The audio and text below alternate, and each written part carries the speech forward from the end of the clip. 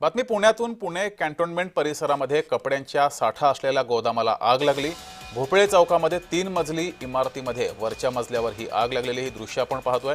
प्रचंड अशी ही आग लागलेली आहे। पुणे मनपा आणि कॅन्टोन्मेंट अग्निशमन दलाची 4 वाहनं या ठिकाणी दाखल झालेली आहेत। आग विझवण्याचं काम सुरू आहे। अधिक माहिती घेऊया, आपले प्रतिनिधी रोहन कदम आपल्या सोबत जोडलेले आहेत। प्रचंड अशी रोहन ही आग लागलेली आहे, सध्याची काय परिस्थिती आहे?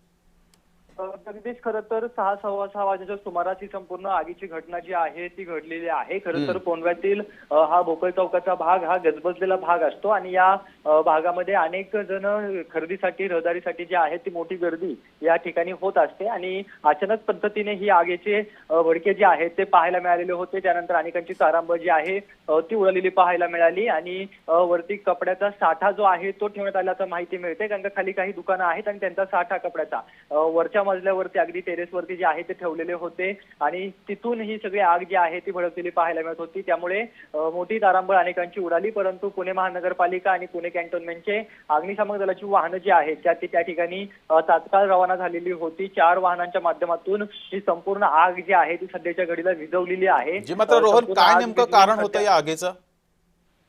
आगीचं कारण सध्या तरी स्पष्टपणे प्राथमिक अंदाज अग्निशमन दलाच्या अधिकाऱ्यांच्या माध्यमातून किंवा जवानांच्या माध्यमातून सध्या प्राथमिकदृष्ट्या सांगितला जातोय, परंतु सध्याच्या घडीला ही संपूर्ण आग जी आहे ती विझवण्यात आलेली आहे। सध्या कुलिंगचं काम जे आहे ते अग्निशामक दलाच्या जवानांकडून केलं जात आहे। त्यानंतर नेमकं आगीचं कारण जे आहे ते आग पूर्णपणे विझल्यानंतर संपूर्ण कुलिंगची प्रक्रिया अग्निशामक दलाच्या जवानांनी ज्यावेळेस केली जाईल त्यानंतरच नेमकं ह्याचं कारण काय आहे, आग नेमकं कशामुळे लागली, कशामुळे शॉर्ट सर्किट जे आहे ते झालं असावं याबाबतचा त्यानंतरच जो आहे तो नेमकं आगीचं कारण स्पष्टपणे समजू शकेल।